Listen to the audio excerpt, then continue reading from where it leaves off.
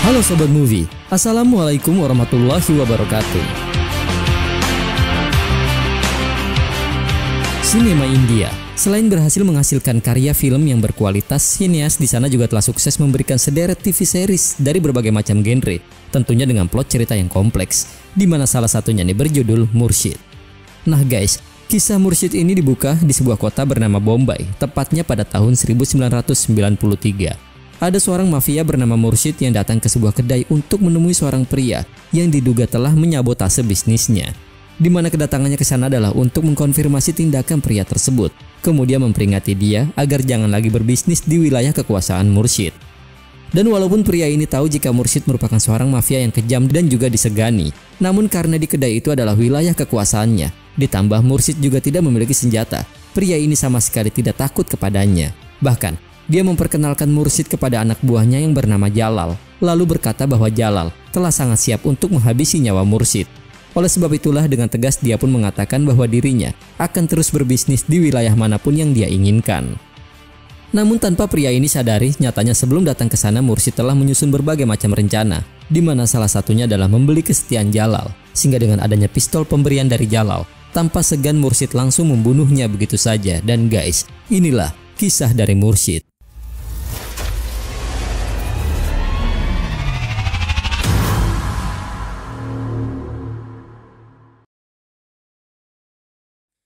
Beberapa tahun kemudian, di kota yang sama yang kini telah berubah nama menjadi Mumbai, ada seorang pekerja bernama Salim yang menerima panggilan telepon dari pria bernama Mahesh.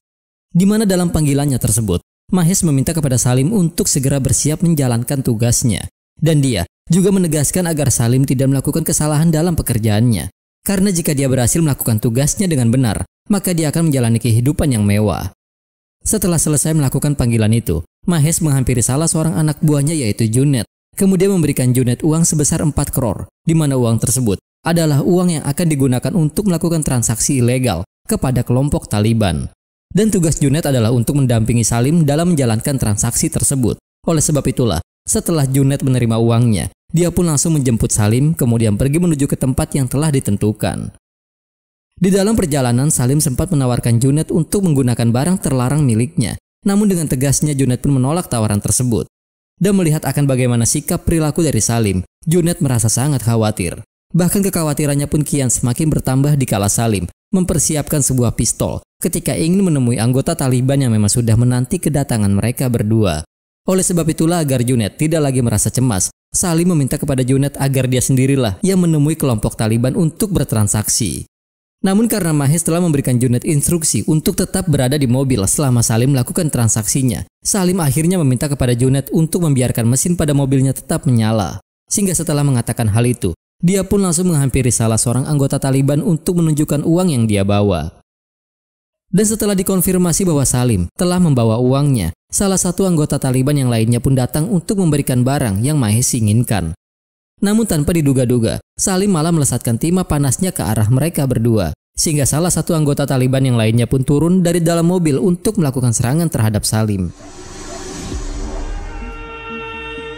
Dan karena merasa jika Salim telah berhasil melarikan diri, pria Taliban itu akhirnya menghubungi ketuanya untuk menginformasikan masalah ini. Di mana pada momen tersebut, Salim kembali muncul, kemudian kembali melesatkan timah panasnya hingga membuat pria tersebut tewas seketika.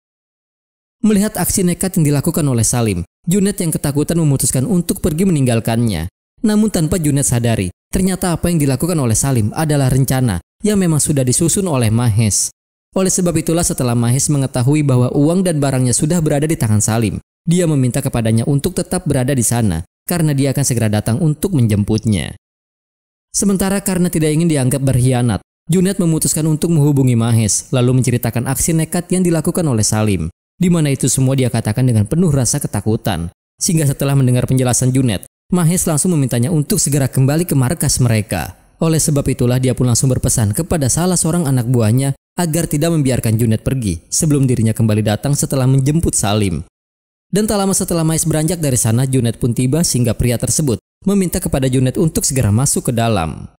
Dan bersama dengan setibanya Mahesh di lokasi Salim berada, informasi perihal kehadiran Junaid pun juga telah Mahesh terima. Oleh sebab itulah sebelum dia mendatangi Junaid, Mahesh terlebih dahulu menghampiri Salim kemudian memuji keberaniannya. Tetapi tanpa Salim ketahui, Ternyata Mahes juga telah menjebak dirinya, sehingga setelah Salim memasukkan kedua tas tersebut ke dalam mobilnya, tanpa segan Mahes langsung membunuhnya begitu saja.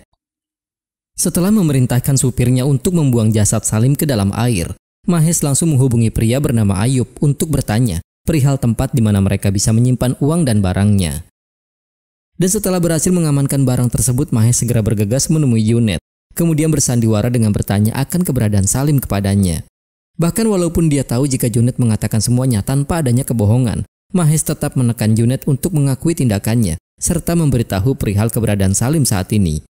Nggak hanya itu saja, dia juga hingga tega menyiksa Junet dengan meminta kepada anak buahnya untuk memukulinya, agar terkesan jika Junet memang telah bekerja sama dengan Salim.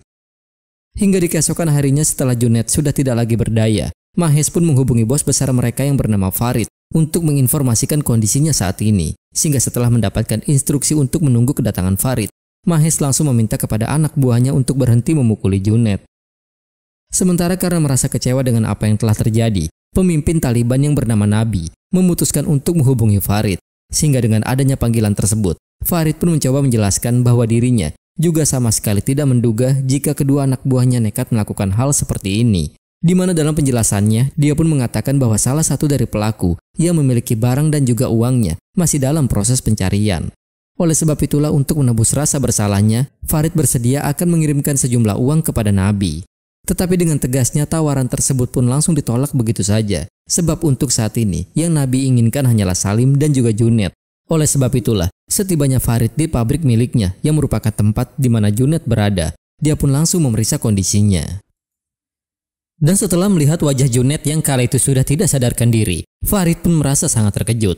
Bahkan, dengan ketakutan yang terpancar di wajahnya, dia langsung menghampiri Mahes lalu bertanya, apakah Mahes sudah memeriksa latar belakang Junet sebelum dia mempekerjakannya? Karena ternyata, tanpa Mahes ketahui, Junet ini merupakan putra bungsu dari Mursid. Oleh sebab itulah dia memerintahkan Mahes agar segera menghubungi Ayub dan memintanya untuk segera datang ke sana.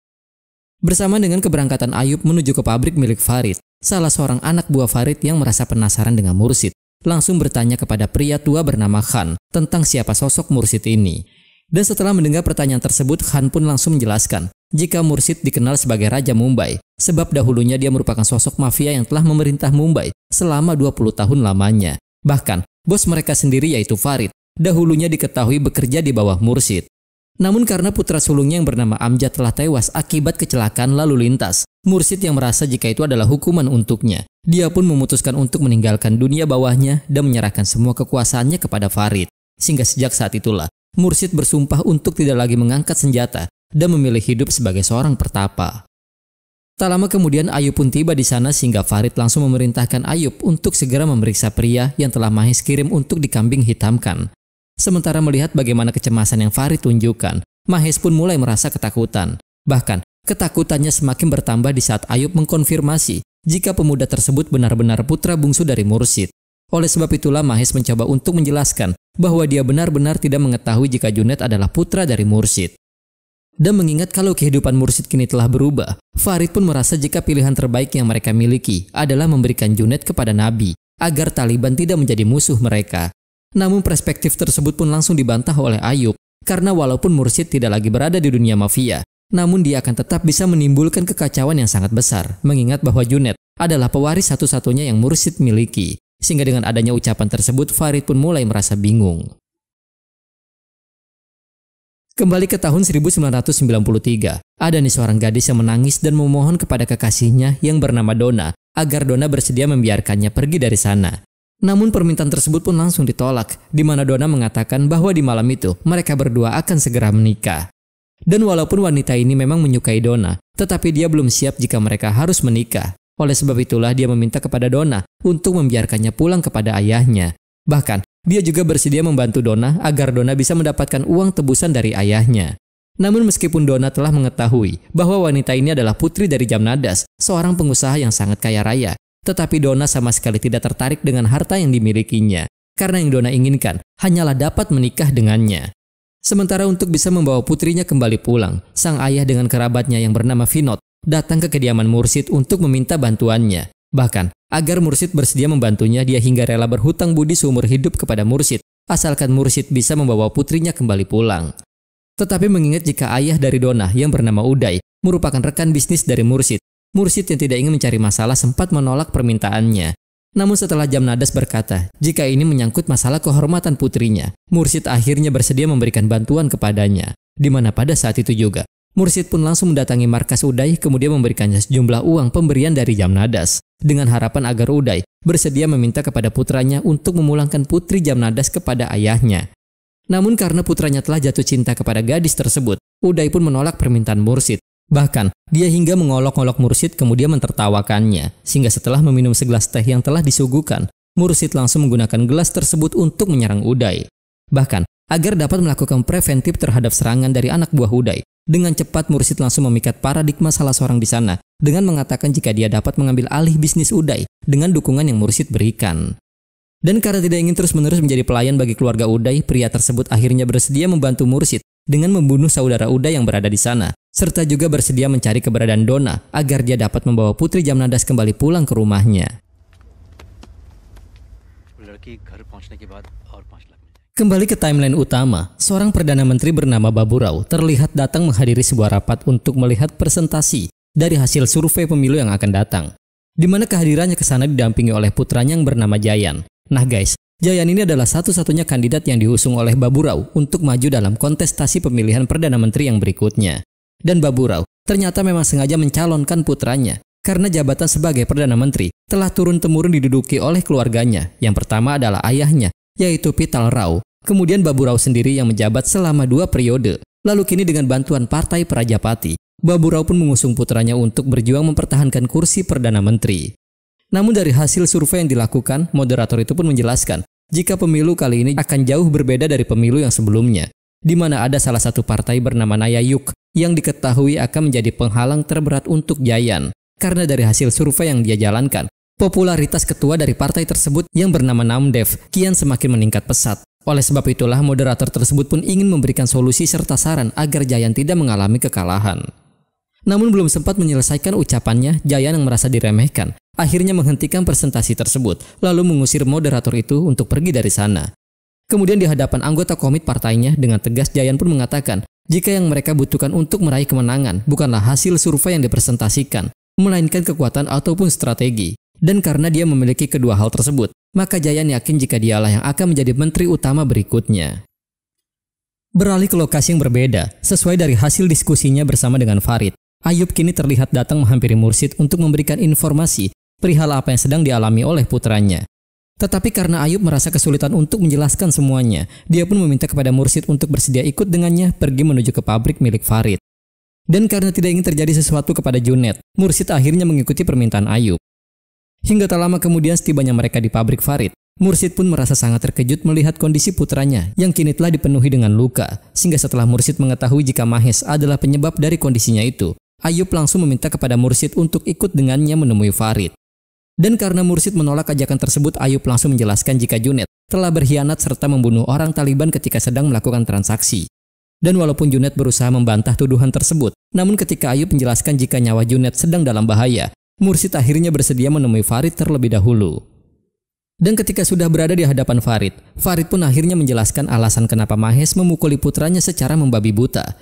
Di mana dalam penjelasannya, dia pun mengatakan bahwa di saat sedang melakukan transaksi, Junet dan Salim telah nekat membunuh orang Taliban, kemudian membawa kabur uang dan juga barangnya. Oleh sebab itulah Mahes memukuli Junet agar Junet dapat mengatakan di mana lokasi Salim berada. Setelah mendengar penjelasan tersebut, Mursyid pun berkata, jika Junet adalah satu-satunya pewaris yang tersisa di keluarganya. Oleh karena itulah dia meminta kepada Farid, agar Farid bersedia membantu Junet untuk keluar dari kekacauan ini. Mendengar permintaan tersebut, Farid langsung menolaknya begitu saja, sebab dia tidak ingin jika orang Taliban membalas pembunuhan ini kepada dirinya. Ditambah dia juga telah memberitahu Taliban bahwa mereka sudah menangkap Junet.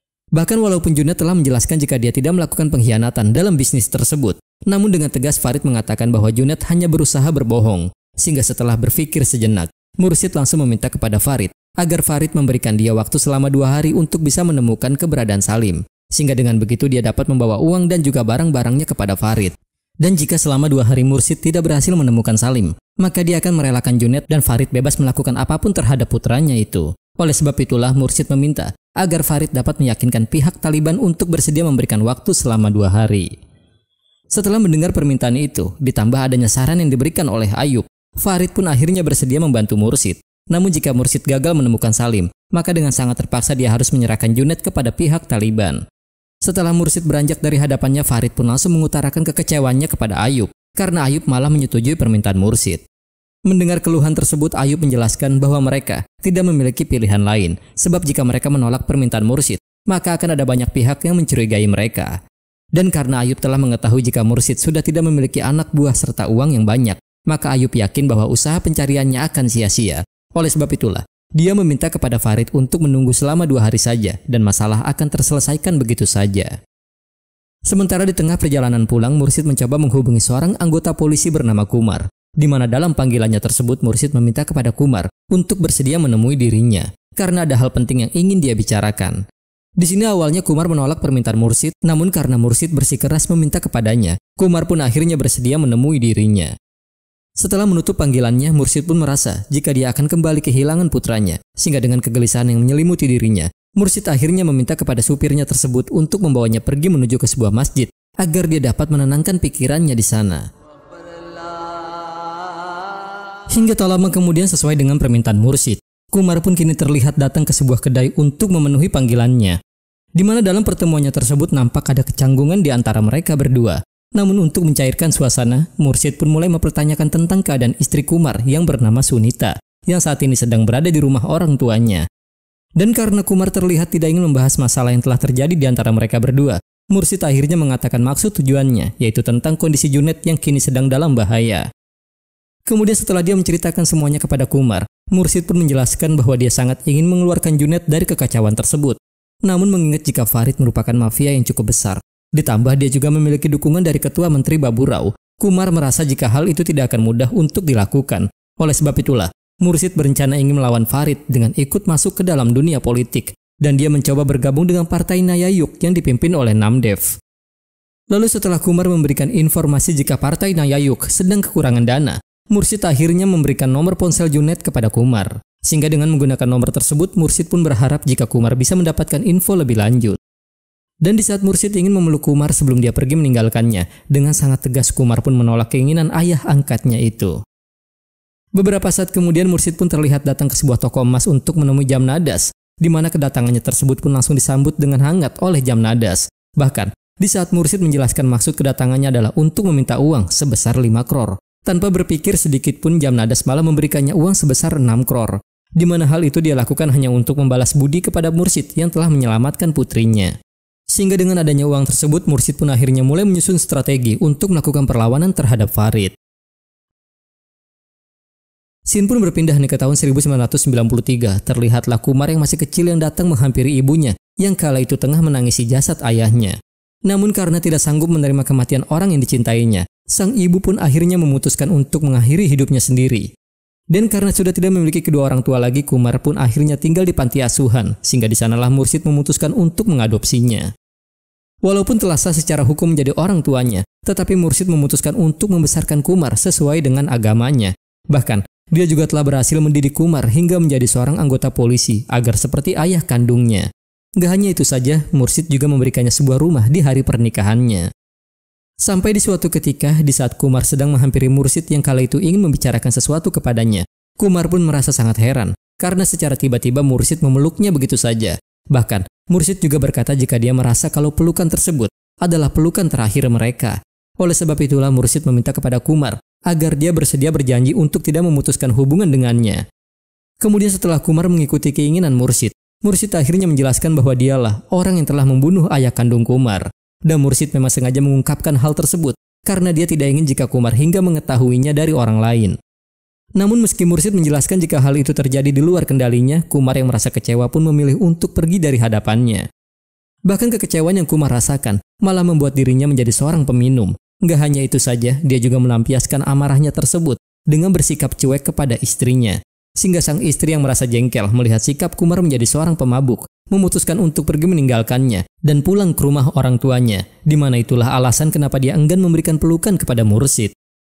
Kembali ke timeline utama, setelah melacak aktivitas panggilan yang dilakukan oleh Junaid melalui nomor ponselnya, Kumar pun mendapatkan informasi jika orang yang semalam Junaid hubungi adalah seorang pria bernama Mahes. Sehingga dengan ditemukannya nomor Mahes itulah, anak buah Kumar pun berhasil melacak catatan panggilan yang dilakukan oleh Mahes yang diduga telah merancang skenario ini dengan bantuan Ayub. Sementara itu, untuk bisa mendapatkan informasi tentang Nabi yang merupakan pemimpin dari kelompok Taliban, Mursyid terlihat menghubungi temannya. Bahkan dengan bantuan temannya tersebut, dia juga berhasil mendapatkan nomor telepon Nabi. Dan bersama dengan hal itu, Kumar pun menghubungi Mursyid untuk memberikan informasi jika Junaid telah mengatakan yang sebenarnya. Sebab menurut asumsi yang dia dapat dari aktivitas panggilan telepon, Mahes bersama dengan Ayub adalah dalang dari masalah ini. Dan mengingat jika Kumar memiliki seorang informan bernama Mohsin yang bekerja bersama Farid, dia pun mengatakan bahwa dirinya akan terus mencari informasi untuk Mursyid agar mereka bisa menyelamatkan nyawa Junaid. Dan setelah menutup panggilannya, datanglah seorang pemuda bernama Iqbal yang merupakan putra dari salah seorang anak buah Mursyid, di mana kedatangannya ke sana adalah untuk membantu Mursyid yang ingin menyelamatkan putranya. Dan dia rela tidak mendapatkan bayaran sepeser pun, sebab dirinya hanya ingin membalas budi kepada Mursyid yang telah menghidupi keluarganya. Bahkan, Iqbal juga rela mengorbankan nyawanya jika dirinya memang harus mati di saat membantu Mursyid. Sehingga setelah mendengar hal itu, Iqbal pun langsung diperintahkan untuk segera mencari informasi tentang Ayub, serta mengumpulkan beberapa orang pria untuk menjalankan misi yang sedang dia rencanakan. Sementara Kumar kini terlihat tengah menghubungi Mohsin, kemudian bertanya tentang kematian yang dialami oleh adiknya.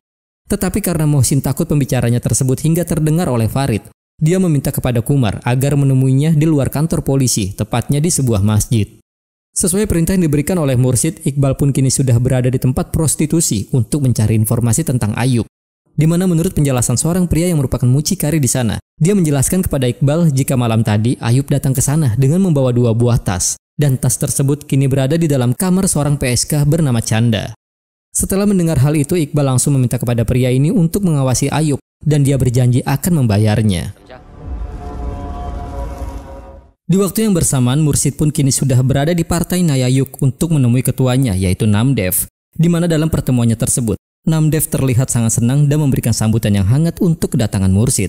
Sebab dia tahu jika Mursyidlah sosok orang yang menjadi alasan dari kemenangan Vital Rao maupun Babu Rao yang kini telah menjabat selama 2 periode.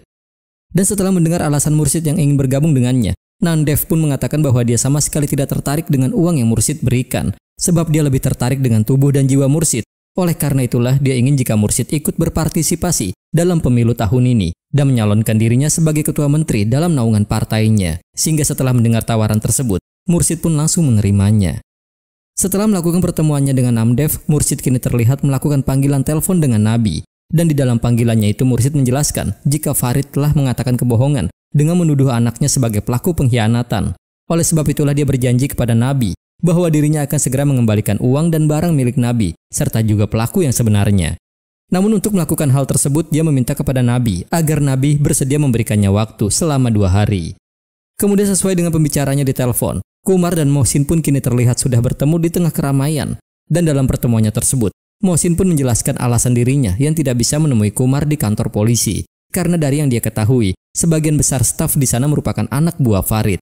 Sehingga setelah mendengar pernyataan tersebut, Kumar pun langsung bertanya alasan dari kematian adik laki-laki Mohsin yang dahulu bekerja bersama dengan Farid. Di mana dalam penjelasannya pada suatu ketika, dikala adiknya yang bernama Nas belum juga pulang, Mohsin pun memutuskan untuk mencarinya. Namun karena tak ada satupun orang yang mengetahui keberadaan adiknya, Mohsin akhirnya datang menemui Farid untuk bertanya kepadanya. Tetapi kedatangannya itu malah membuat Farid menjadi marah sehingga dia akhirnya mengajukan laporan kepada pihak kepolisian. Dan ketika dia menjelaskan jika adiknya bekerja dengan Farid, seketika seorang petugas langsung datang menghampirinya kemudian mengusir dirinya untuk pergi dari sana. Bahkan dia menegaskan kepada Mohsin untuk melakukan ritual terakhir untuk adiknya. Sehingga setelah beberapa hari melakukan pencarian, Mohsin malah menemukan potongan kepala sang adik yang berada di tempat sampah. Selain itu dia juga menemukan adanya selembar surat yang ditulis oleh adiknya yang ingin melakukan pengkhianatan dalam berbisnis. Jadi bisa disimpulkan kalau adik Mohsin ini telah dijebak sama seperti Junaid. Oleh sebab itulah dia pun datang menghampiri Farid untuk memperjelas semuanya.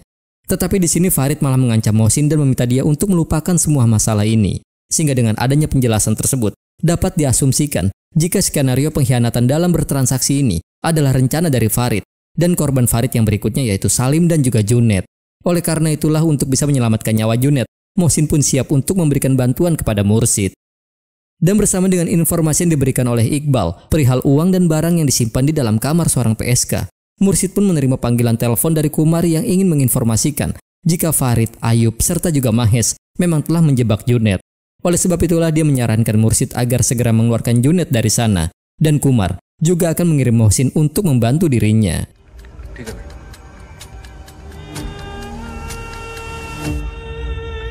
Di keesokan harinya karena tidak ingin kecurangannya terbongkar, Farid pun menghubungi Nabi. Kemudian dia bersandiwara dengan berkata jika Junaid tidak mau membuka suara tentang di mana lokasi uang dan juga barangnya. Oleh karena itulah dia bermaksud ingin menyerahkan Junaid pada hari ini, dan Nabi bebas melakukan apapun kepadanya. Setelah menutup panggilan tersebut, Farid langsung menghubungi Ayub lalu menjelaskan bahwa hari ini mereka akan menyerahkan Junaid kepada Nabi. Dan karena Ayub membantah sambil mengingatkan janji Farid terhadap Mursyid yang memberikannya waktu selama 2 hari, Farid yang jengkel menegaskan jika dirinya lah yang berhak menentukan semuanya. Sebab untuk saat ini, mereka sedang berada di dalam situasi yang rumit yang mereka sendiri tidak tahu akan bagaimana situasi yang akan terjadi setelah pemilu nanti. Maka dari itulah jika Ayub merasa takut dengan sosok Mursyid, Farid pun menyarankan dia untuk mengirim seseorang yang dapat membunuhnya. Mendengar perkataan tersebut, Ayub yang terkejut berusaha mengingatkan Farid jika mereka akan mendapatkan perlawanan dari seluruh komunitas yang berada di Mumbai kalau mereka hingga nekat membunuh Mursyid. Namun bukannya takut, Farid malah tetap bersikeras pada keputusannya, yaitu menyerahkan Junaid kepada Nabi. Sementara di tempat yang berbeda, terlihat Iqbal yang sedang mengambil mobil ambulans yang memang sengaja dia sewa. Bahkan dia meminta kepada supir ambulans tersebut untuk segera menjemput seorang dokter. Dan bersamaan dengan itu dia juga menghubungi pemilik rental mobil untuk mempertanyakan satu buah unit mobil yang ingin dia sewa, beserta perlengkapannya yaitu borgol dan juga penutup wajah. Lanjut cerita sesuai dengan ucapan Kumar, Mohsin pun kini datang menemui Mursyid untuk menjelaskan jika dirinya telah mengetahui semua rencana yang ingin Farid lakukan. Dan itu dia dapatkan dari sahabatnya yang bernama Kutub yang merupakan supir pribadi Farid. Dan alasan dia ingin membantu Mursyid adalah karena dirinya sudah sangat mengenal Mursyid yang diketahui sosok hakim yang adil di dalam dunia bawah ini. Bersama dengan ungkapan tersebut, Iqbal pun mendapatkan informasi jika Mahes bersama dengan putranya yang mengalami gangguan mental kini terlihat telah keluar dari dalam rumahnya. Sementara untuk bisa meyakinkan Mursyid, Mohsin juga berkata bahwa dia memiliki alasan lain untuk melawan Farid, yaitu dirinya ingin membalaskan dendam atas kematian adiknya. Kemudian ketika Iqbal menginformasikan jika Mahes telah keluar dari dalam rumahnya, Mursyid meminta kepada Iqbal untuk memasukkan Mohsin menjadi bagian dari misi mereka.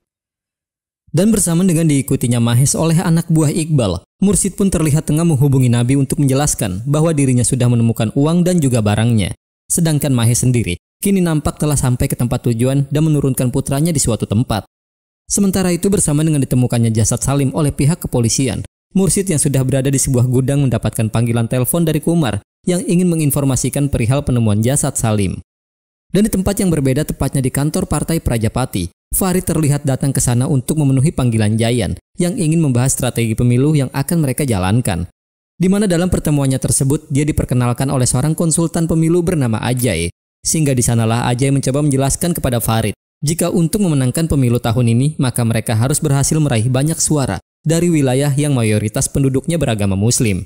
Dan meski Farid memang memiliki reputasi yang baik di mata warga Muslim Mumbai, namun karena Mursyid kini telah kembali aktif, maka mereka harus mencari strategi untuk bisa meraih suara terbanyak dari warga Muslim. Tetapi bukannya khawatir, Farid dengan penuh percaya dirinya mengatakan kalau Mursyid bukanlah penghalang untuk mereka. Sebab dari yang dia ketahui, untuk saat ini Mursyid sudah tidak lagi memiliki uang maupun kekuasaan. Oleh sebab itulah dia yakin jika banyak orang Muslim yang lebih memilih dirinya. Sontak asumsi Farid pun langsung dipatahkan oleh Ajay, di mana dia mengatakan jika Mursyid telah melakukan pertemuan dengan partai oposisi yaitu Namdev. Bahkan selain menyumbangkan uang sebesar 1 crore, Mursyid juga telah diusung menjadi kandidat untuk bersaing melawan Jayan. Dan di dalam penjelasannya dia juga mengatakan jika dahulu Mursyid ini adalah sosok pria yang tidak memiliki apapun, namun dia berhasil mencapai puncak tertinggi menjadi Raja Mumbai dan mengendalikan polisi, mafia maupun pemerintahan. Oleh sebab itulah walaupun Mursyid sempat keluar dari dunia mafia, tetapi Ajay yakin jika dia dapat kembali bangkit dengan sangat mudah. Maka dari itulah Ajay pun meminta kepada Farid maupun juga Jayan untuk jangan meremehkan kehadiran Mursyid. Mendengar penjelasan Ajay, Farid yang mencoba membantah pun langsung dipatahkan oleh Jayan. Karena walaupun Jayan tidak mengenal jauh tentang Mursyid, tetapi dia mengerti apa yang ditakutkan oleh Ajay, yaitu beralihnya suara warga Muslim yang lebih memihak kepada Mursyid. Oleh sebab itulah dia meminta kepada Farid agar mengkonfirmasi jumlah suara Muslim dari berbagai wilayah yang dapat dikendalikan oleh Farid.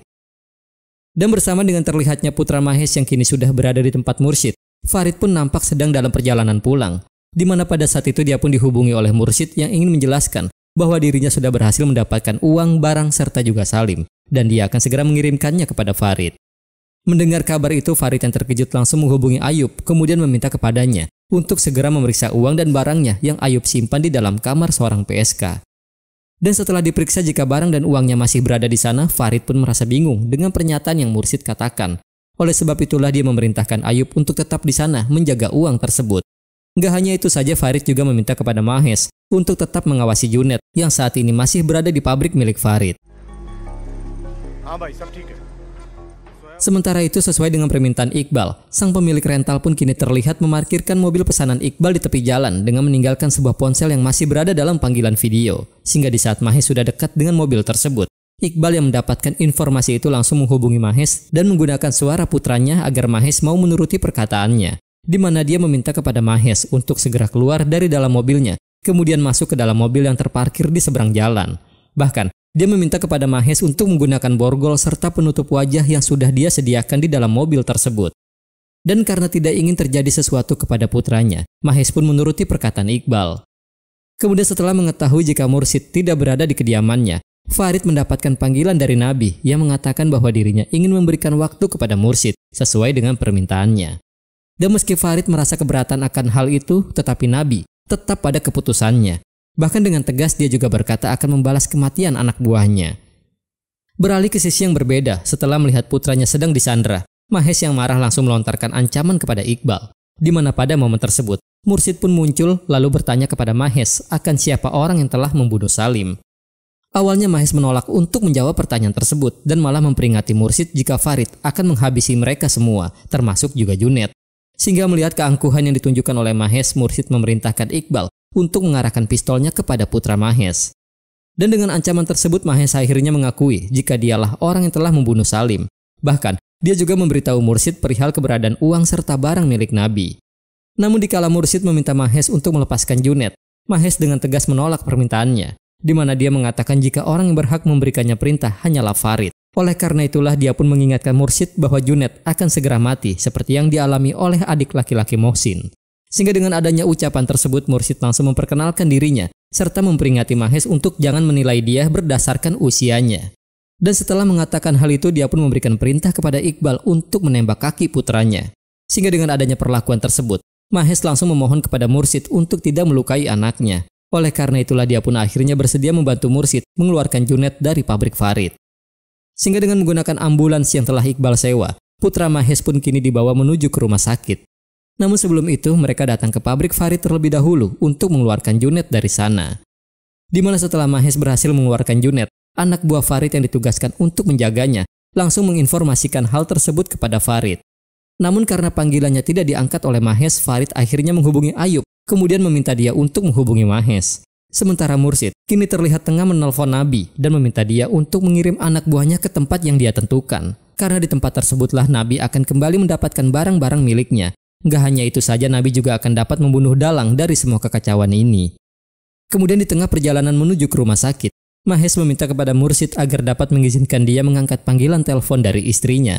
Di mana dalam panggilannya itu, Mahes menjelaskan kepada sang istri jika putra mereka kini sedang bersama dengannya. Bahkan karena dia tahu bahwa dirinya akan mendapatkan konsekuensi dari perbuatannya, Mahes memberikan wasiat serta meminta kepada istrinya agar selalu menjaga putra mereka. Lalu karena anak buah Nabi kini sudah berada di tempat yang Mursyid tentukan, Mursyid pun memutuskan untuk keluar dari dalam ambulans dengan membawa Mahes bersamanya. Sedangkan Ayub, yang masih berada di dalam kamar seorang PSK, terlihat terus mencoba menghubungi Mahes.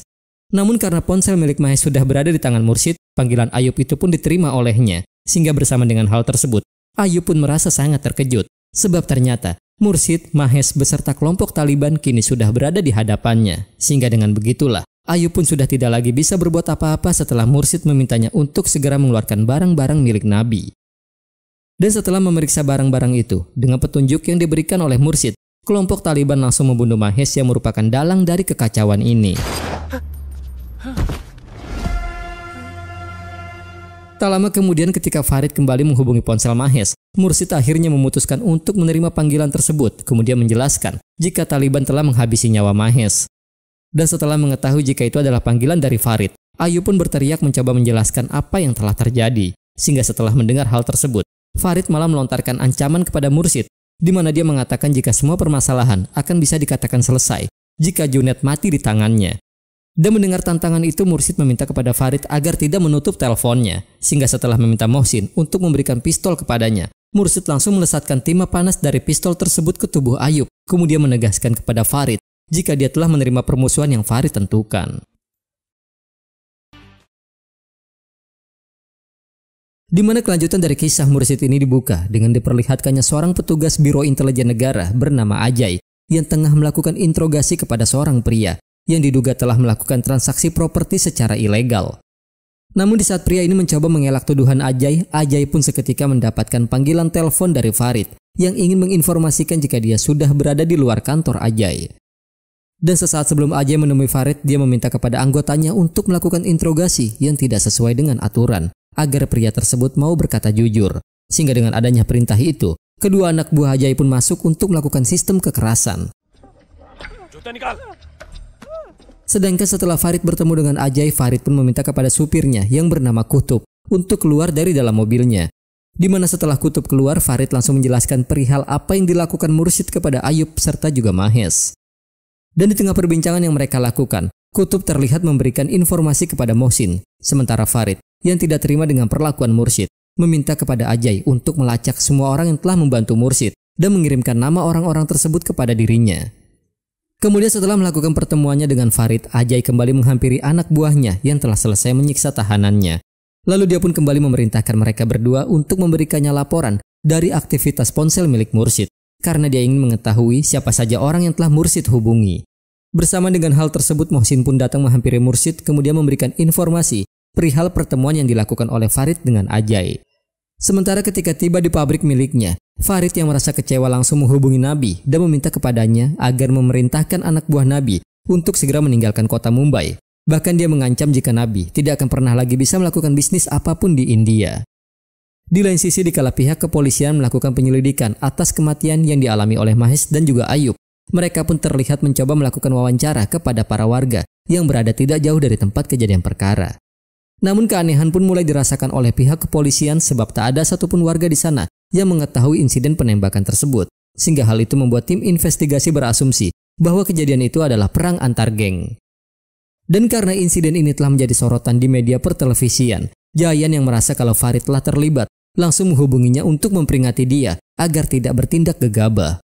Lalu setelah mengetahui jika yang melakukan pembunuhan itu adalah Mursyid, Jayan malah mempertanyakan perspektif Farid terhadap Mursyid yang sempat dia anggap hanya sebatas sejarah. Namun terlepas dari itu, Jayan pun menegaskan agar Farid dapat mengendalikan amarahnya sampai masa pemilu terlewati. Tak lama setelah Farid menutup panggilan tersebut, salah seorang anak buahnya pun datang kemudian menyarankan kepada Farid agar menggunakan jasa seorang pembunuh untuk menghabisi nyawa Mursyid. Tetapi karena Farid tidak ingin membunuhnya secara diam-diam, dengan tegas nih guys, dia membantah saran tersebut. Bahkan di saat anak buahnya mengingatkan Farid perihal situasi pemilu saat ini, Farid sama sekali tidak memperdulikannya. Sehingga dengan amarah yang sudah tidak dapat terbendung lagi, Farid pun menegaskan jika dia tidak akan bersedia bila harus menanti terlalu lama, karena yang dia ingin hanyalah menyaksikan kematian Mursyid. Oleh sebab itulah dia akan segera membunuhnya sebelum jasad Ayub dimakamkan. Dan karena insiden penembakan yang dilakukan oleh Mursyid telah menjadi berita yang sangat sensasional, komisaris polisi yang bernama Nayak pun akhirnya mendapatkan teguran keras dari Menteri Dalam Negeri karena dia telah dianggap tidak dapat mengendalikan wilayah pengawasannya. Sehingga disinilah Nayak pun mencoba menjelaskan bahwa insiden tersebut adalah perang antar geng yang terjadi di luar kendalinya. Lalu setelah menteri itu mengetahui jika pelakunya adalah Mursyid, dia pun merasa sangat terkejut sebab dari yang dia ketahui Mursyid ini telah berhenti dari dunia mafia. Bahkan keterkejutannya kian semakin bertambah dikala Nayak menjelaskan alasan dari kembalinya Mursyid ke kehidupan lamanya, serta perihal bergabungnya Mursyid ke Partai Nayayuk. Sehingga setelah mendengar kabar itu, dia meminta kepada Nayak untuk memperingati Farid agar tidak membuat masalah sampai masa pemilu terlewati.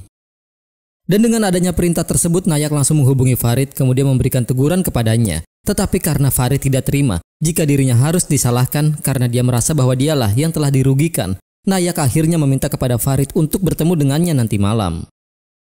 Sementara itu, setelah mendapatkan laporan aktivitas panggilan telepon dari nomor ponsel Mursyid, Ajay segera menghubungi Kumar untuk membahas insiden penembakan yang dialami oleh Ayub.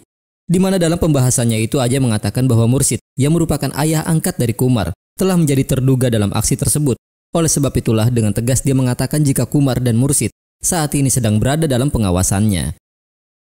Dan setelah mendengar ancaman dari Ajay, Kumar yang mulai merasa khawatir langsung menghubungi Mursyid menggunakan ponsel milik seorang penjual teh. Sehingga dari informasi yang Kumar berikan, Mursyid pun langsung menghubungi rekannya yang memiliki pengaruh besar di pemerintahan pusat untuk melakukan sesuatu terhadap Ajay.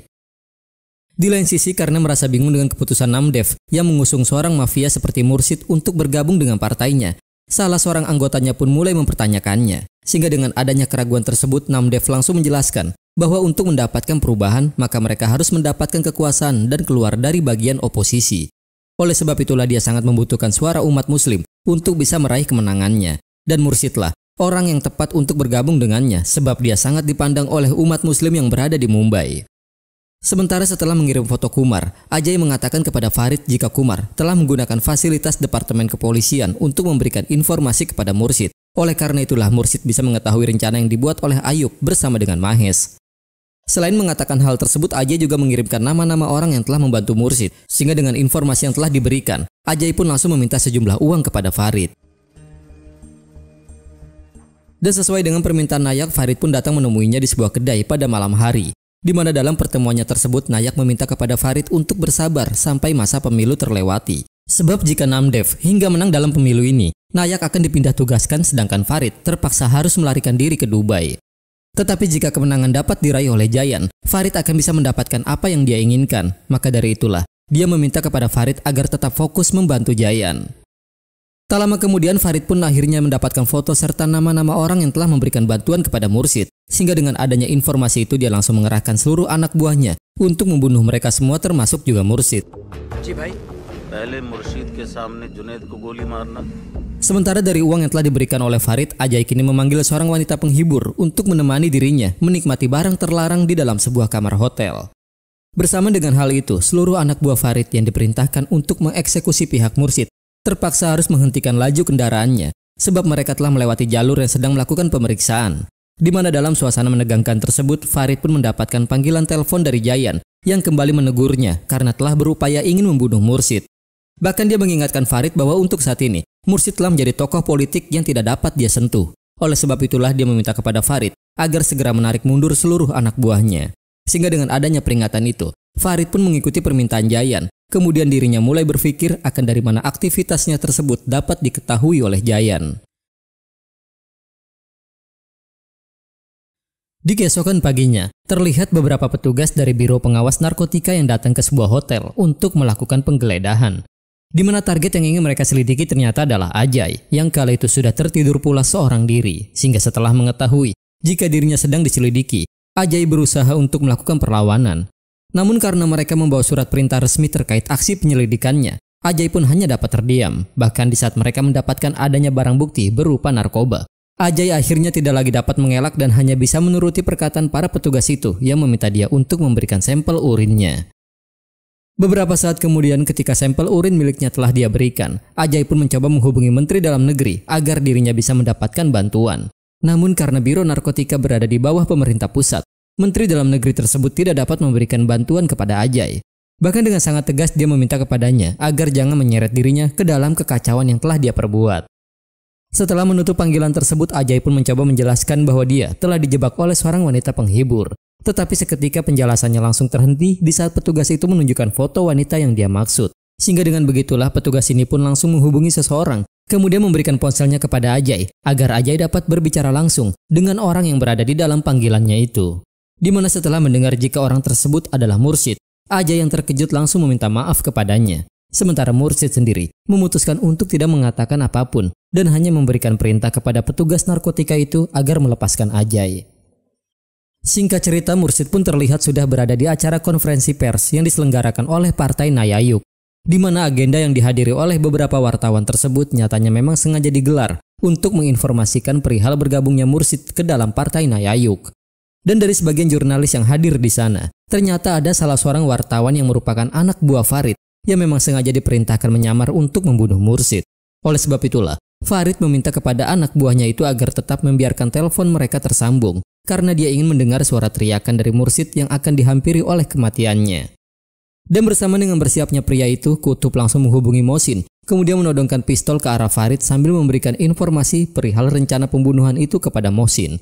Bahkan, dia hingga mengancam akan melesatkan timah panasnya kepada Farid jika terjadi apa-apa terhadap Mursyid. Oleh sebab itulah Farid pun langsung meminta kepada orang suruhannya tersebut untuk membatalkan rencana mereka.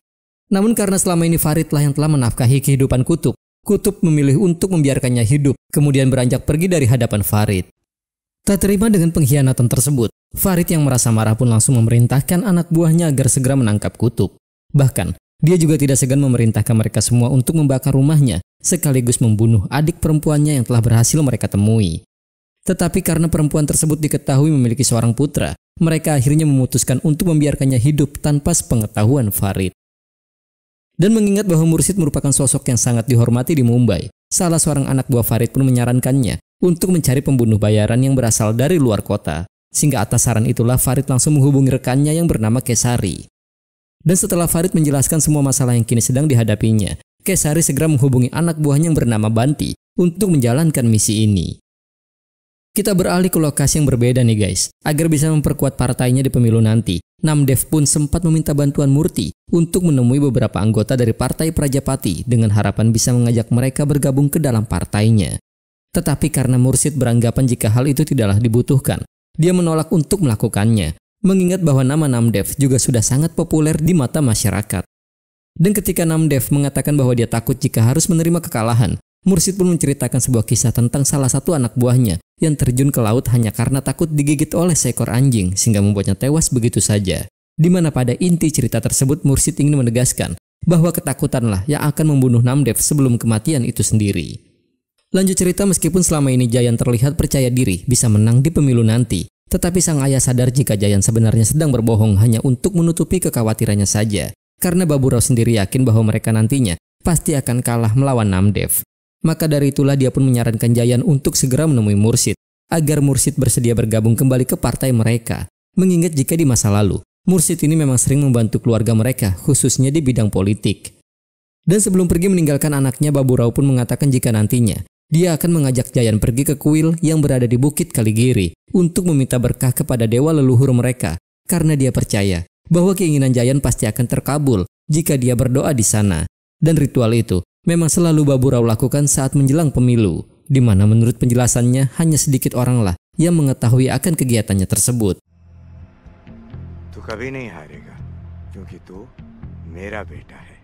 Hingga pada malam harinya ketika kondisi kesehatan Junaid sudah mulai membaik, dia pun langsung meminta maaf kepada ayahnya karena telah membuatnya khawatir. Bahkan dia juga berjanji tidak akan pernah mengambil pekerjaan yang berisiko seperti itu lagi. Dan demi menjaga keselamatan anaknya, Mursid akhirnya memutuskan akan mengirim Junaid tinggal bersama dengan pamannya yang berada di luar kota. Beralih ke sisi lain, setelah Farid mendapatkan informasi jika Kutub telah berhasil tertangkap, malam itu juga dia pun segera pergi menuju ke lokasi Kutub disekap agar bisa mengetahui kenapa Kutub begitu membela Mursid dengan mempertaruhkan nyawanya sendiri. Dan karena Kutub menjawab dengan berkata bahwa Mursid adalah orang yang jujur, Farid yang merasa tersinggung memutuskan untuk langsung membunuh Kutub dengan melesatkan beberapa timah panas ke arah tubuhnya. Sementara sesuai perintah sang ayah, Jayan akhirnya memberanikan diri untuk menghubungi Mursid dengan mengajaknya bertemu di kantornya. Di mana pada pertemuannya tersebut Mursid enggan menjelaskan secara detail akan bagaimana kerjasama yang pernah dia lakukan dengan keluarga Jayan di masa lalu. Sampai akhirnya di saat Jayan mengatakan bahwa dia juga ingin mendapatkan posisi menteri seperti ayah dan juga kakeknya, Mursid memutuskan untuk langsung beranjak pergi dari sana. Namun sebelum pergi, Mursid pun mengatakan perihal sebuah kursi seorang raja yang disebut dengan singgasana, yaitu karena tempat tersebut bukanlah untuk seorang pengecut. Dan ketika sudah berada di kediamannya, Mursid langsung memanggil Iqbal, kemudian memerintahkan dia untuk menemui seseorang di suatu tempat, sebab dia ingin melancarkan serangan yang berikutnya.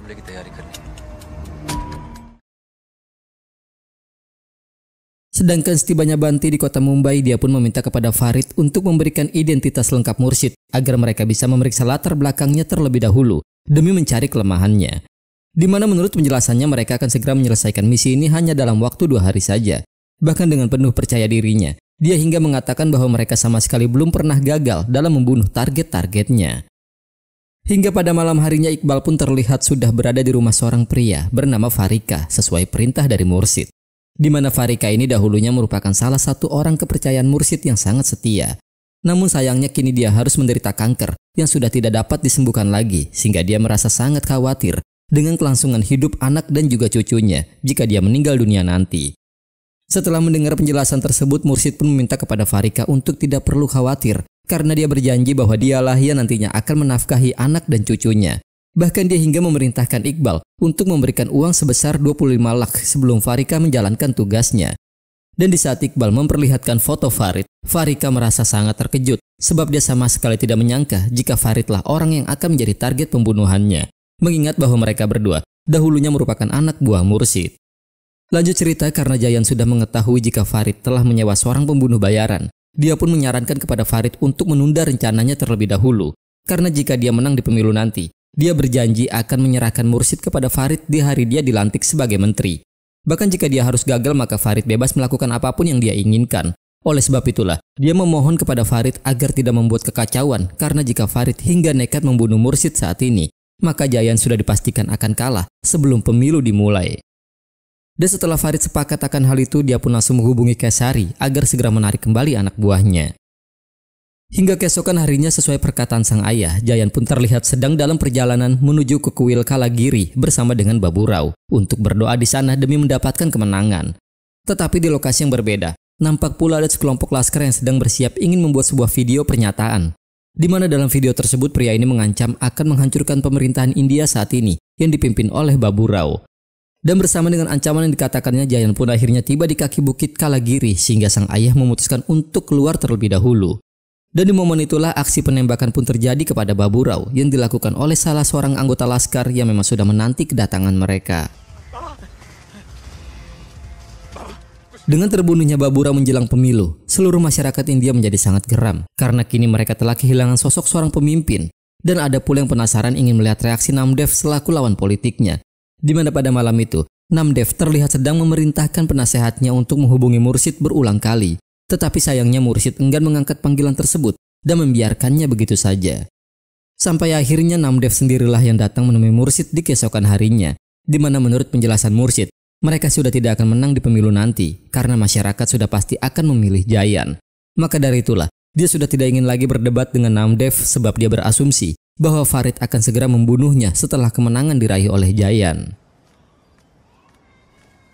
Hingga pada malam harinya di saat Jayan mendapatkan informasi bahwa pembunuh ayahnya telah berhasil ditangkap, dia pun memerintahkan Nayak agar tidak memprosesnya secara hukum karena dia sendirilah yang akan menghukumnya. Sehingga tanpa membuang-buang waktu, di malam itu juga Jayan pun langsung pergi ke lokasi untuk membunuh pria tersebut.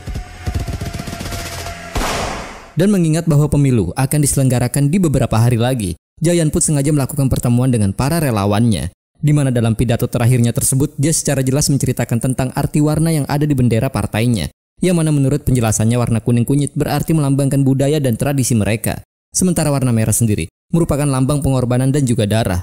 Oleh karena itulah, agar bisa terus menjaga identitas tersebut, Jayan harus menumpahkan darah seperti yang dialami oleh ayahnya. Dan semua yang dia sampaikan itu pun ternyata mampu menarik simpatik sebagian besar masyarakat yang mendengarnya. Sampai akhirnya dia berhasil mengalahkan Namdev dengan mendapatkan 72% suara yang menjadikannya sebagai menteri termuda yang pernah menjabat di India. Lalu sesuai janji yang pernah dikatakannya, dia pun langsung menghubungi Nayak agar segera menangkap Mursyid untuk diserahkan kepada Farid sebelum hari pelantikannya. Hingga pada malam harinya dikala Kumar baru saja tiba di rumahnya, dia pun merasa sangat bahagia melihat kepulangan istrinya. Dan setelah sang istri menjelaskan bahwa Mursyidlah yang sudah membujuknya, Kumar segera menghubungi ayahnya untuk berterima kasih kepadanya. Tetapi ketika mereka bertiga sedang makan malam bersama, Kumar malah diminta menghadiri rapat penting yang dipimpin oleh asisten komisaris yang bernama Sharma, di mana dalam rapat tersebut seluruh anggota diminta untuk meninggalkan ponsel mereka sebelum masuk ke dalam ruangan. Dan mereka semua ternyata memang sengaja dipersiapkan untuk melakukan operasi yang disebut sebagai bom Baidon, yang merupakan sebuah misi khusus untuk mengeksekusi Mursyid, sehingga membuat Kumar merasa sangat bimbang. Karena jika dia hingga menolak menjalankan misi ini, maka dia akan berakhir di penjara, sebab dia telah diketahui sempat membantu Mursyid dalam membunuh Ayub dan juga Mahes. Oleh karena itulah Sharma menyarankannya agar mengambil keputusan yang bijak demi menjaga kelangsungan karirnya. Hingga keesokan paginya bersama dengan keberangkatan mereka menuju ke rumah Mursyid, Jayan pun terlihat sedang menghubungi Farid untuk menepati janjinya, yaitu menyerahkan Mursyid kepada Farid. Di mana dia meminta kepada Farid untuk segera pergi menuju ke lokasi yang telah dia tentukan, agar nantinya Farid bisa membunuh Mursyid seperti yang dia inginkan. Dan ketika Farid mencoba mengkonfirmasikan masalah ini kepada Nayak, Nayak pun melarangnya membawa senjata milik pribadinya, karena Sharma yang akan mempersiapkannya di sana. Hingga tak lama kemudian setelah Farid tiba di lokasi tersebut, sosok Mursyid pun akhirnya muncul bersama dengan beberapa anggota polisi yang menangkapnya. Dan bersama dengan langkah kaki Sharma yang ingin memberikan senjatanya, kita pun akan dibawa ke scene flashback tepatnya ketika Mursyid melakukan pertemuan dengan Jayan di kantornya. Di mana pada saat Jayan mengatakan jika dia ingin menjadi menteri seperti ayahnya, Mursyid ternyata malah memberikan saran kepada Jayan untuk membunuh ayahnya sendiri jika dia memang ingin mendapatkan posisi menteri. di mana menurut rencana yang Mursid sampaikan nantinya dia akan menyiapkan seseorang untuk menembak Baburau ketika mereka pergi ke kuil Kalagiri. Dan jika Jayan tidak keluar dari dalam mobil bersama dengan ayahnya, itu berarti dia telah menyetujui rencana tersebut. Karena Mursid yakin dengan adanya kematian sang ayah, maka Jayanlah yang akan mendapatkan simpatik dari masyarakat sehingga dia bisa menang di pemilu nanti. Dan alasan kenapa Mursid hingga berani mengatakan hal tersebut karena ternyata dia sendiri memang sudah mengetahui akan bagaimana cara kerja di keluarga Jayan di 3 generasi, yang berarti Baburau sendiri juga pernah melakukan cara yang sama agar bisa menjabat sebagai menteri selama 2 periode. Sehingga hal tersebut membuktikan bahwa mereka adalah keluarga pembunuh. Oleh karena itulah sebelum pergi Mursid sempat menegaskan jika singgasana seorang raja bukanlah diperuntukkan bagi orang yang pengecut. Sementara di saat Iqbal memperlihatkan foto Farid kepada Farika, Farika memang sempat merasa bingung sebab awalnya dia berasumsi jika Faridlah yang akan menjadi targetnya. Dan kebingungan itu pun seketika terjawab dengan diperlihatkannya foto Baburau, di mana menurut penjelasan Iqbal, Mursid sendirilah yang nantinya akan membunuh Farid, sementara Farika hanya ditugaskan untuk membunuh Baburau saja. Bahkan mereka hingga membuat skenario seakan ini adalah serangan teroris. Oleh sebab itulah dikala Jayan mendapatkan informasi bahwa Farika telah berhasil ditangkap, dia sengaja membunuhnya tanpa melalui proses hukum, mengingat jika penyakit Farika memang sudah tidak bisa disembuhkan lagi. Oleh sebab itulah Mursid sempat melontarkan janji bahwa putri serta cucu Farika akan dia nafkahi. Kembali ke timeline utama ketika Farid baru saja ingin menggapai senjata yang Sarma bawa. Senjata itu pun seketika langsung diberikan kepada Mursid. Dan jebakan ini sebenarnya memang telah dipersiapkan oleh Jayan sebagai balas budinya kepada Mursid, di mana dia meminta kepada Jayan untuk menghadirkan Sarma dan juga Kumar ketika dia akan mengeksekusi Farid. Tetapi setelah selesai membunuh Farid, secara mengejutkan Mursid malah meminta kepada Kumar untuk membunuhnya, sebab dia sadar jika masih ada penyesalan di hati Kumar, mengingat bahwa dialah orang yang telah membunuh ayah kandungnya. Dan setelah Kumar menolak akan hal itu, Mursid meminta kepada Sharma untuk terus menjaga Kumar dengan mengatakan jika Kumar adalah putranya. Hingga beberapa hari kemudian dikala Mursid ditawarkan untuk menggantikan posisi Farid, dengan santainya dia pun mengatakan bahwa posisi Farid sangatlah kecil bagi dirinya. Oleh sebab itulah dia meminta kepada Jayan untuk menghubunginya kembali jika Jayan sudah memiliki posisi lain yang jauh lebih besar untuk dirinya. Sehingga bersama dengan itulah guys, film pun berakhir. Oke guys, Mursid adalah serial thriller kriminal berbahasa Hindi-India yang disutradarai oleh Saravan Tiwari dan menampilkan seorang aktor kawakan yaitu Kakai Menon yang menjadi pemeran utamanya. Dalam labirin kekuasaan pengkhianatan dan takdir, Mursid muncul sebagai refleksi yang menyentuh dari jiwa manusia, berlatar belakang dunia bawah Bombay yang kacau di awal tahun 90-an. Kisah ini bukan hanya tentang kejahatan, ini adalah eksplorasi mendalam tentang perjuangan abadi dalam jiwa manusia serta tarian antara cahaya di dalam bayangan. Inti dari daya tarik Mursid adalah konflik yang intens antara protagonisnya yang tak lain adalah Mursid dan musuh bebuyutannya yaitu Farid. Kakai Menon dalam peran tituler memberikan penampilan yang kuat dan berlapis cukup dalam. Dia menghidupkan karakternya meskipun masa lalunya kriminal, memiliki kompas moral yang kuat dan hati yang baik. Penggambaran Menon tentang Mursid halus dan sangat intens. Meskipun acara ini menampilkan terlalu banyak karakter, tetapi Tiwari berhasil mengatasi potensi jebakan kepadatan karakternya. Fokusnya tetap pada konflik dan alur cerita utamanya, memastikan bahwa cerita tidak kehilangan arahnya. Salah satu aspek menonjol dari Mursid ini adalah latarnya. Latar belakang Mumbai Selatan dengan jalanannya yang kumuh dan dunia bawah yang menjulang, membuat pertunjukan ini memiliki nuansa gerang autentik tahun 90-an yang mengingatkan kita pada film-film gangster ikonik karya Ram Gopal Varma seperti Satya dan Company. Latar ini tidak hanya menambah suasana tetapi juga mendasarkan cerita pada realitas nyata, membuat perjuangan dan konflik para tokoh menjadi lebih menarik. Meskipun merupakan cerita tentang penjahat yang tangguh, Mursid secara mengejutkan memiliki penggambaran kekerasan yang terkendali. Pertunjukan ini tidak banyak menampilkan pertumpahan darah, tetapi bukan berarti pertunjukan ini kurang intens. Drama yang sebenarnya terletak pada pengkhianatan, perebutan kekuasaan dan politik kotor yang terjadi di antara para tokohnya.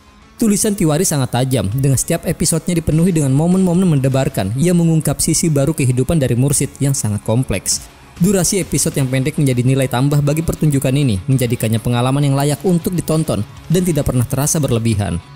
Meskipun drama gangster banyak sekali, jarang ditemukan drama yang mampu menyeimbangkan alur cerita yang kuat dengan karakter yang menarik secara konsisten. Mursid terbilang berhasil melakukannya dengan menyajikan narasi mencekam yang agak mudah ditebak tetapi sangat menghibur. So guys, gimana nih pendapat kalian tentang film ini? Tuliskan pendapat kalian di kolom komentar ya. Terima kasih nih buat kalian yang udah nonton dan terima kasih banyak juga buat kalian yang udah memberikan like maupun komentar. See you on the next video. My name is Yusna and thank you.